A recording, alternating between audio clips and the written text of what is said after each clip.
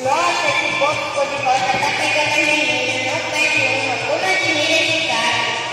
O Cafeludo estava fazendo uma série de cachorrinhos, muito nervoso por ter sido enganado pelo porteiro. Não acredito, é um cabeludo, é um bandido de defeito. O que você está fazendo aqui? Tira esses pés tortos da minha frente, sai daqui, anda! Fuge com água na tinta poeira, pega o pote de mingau e deixar como tudo que há. Obrigada, Luciana, obrigada. Não acredito, esse engraçadinho não é meu amigo, você esqueceu do meu pai.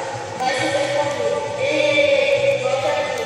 Se você acredita no meu amigo mais uma vez, eu vou começar aqui.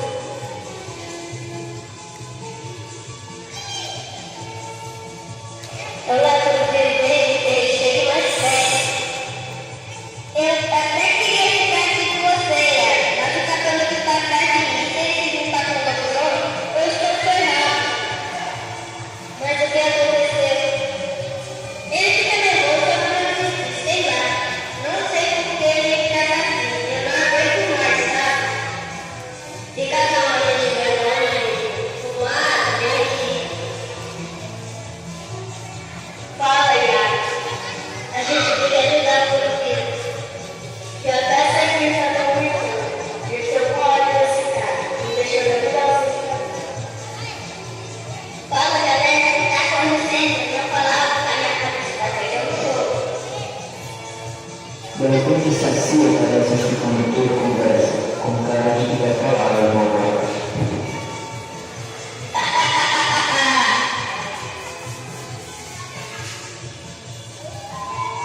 Quem você pensa que são para achar que pode ficar de fofoquinha na minha festa? Eu não vi, eu fiquei com medo da próxima da lua, agora tá aí, mesma coisa. Esse mundo é muito medroso mesmo, né? Eu odeio aquele bobinho salvador da natureza, ele estava se achando lá de fofoquinha. Não sei o que ele estava fazendo, eu ouvi tudo. Então conta logo. Ele está fazendo alguma coisa com a cor de nós. Fala logo, menino! Ai, essa vou te mandar entre vocês dois. Ai, ela fala dele. Eu ajudo a tirar aquele viadinho cor-de-rosa. Você fica com o resto. Quem coloca o meu texto no vídeo, cara? Que vergonha!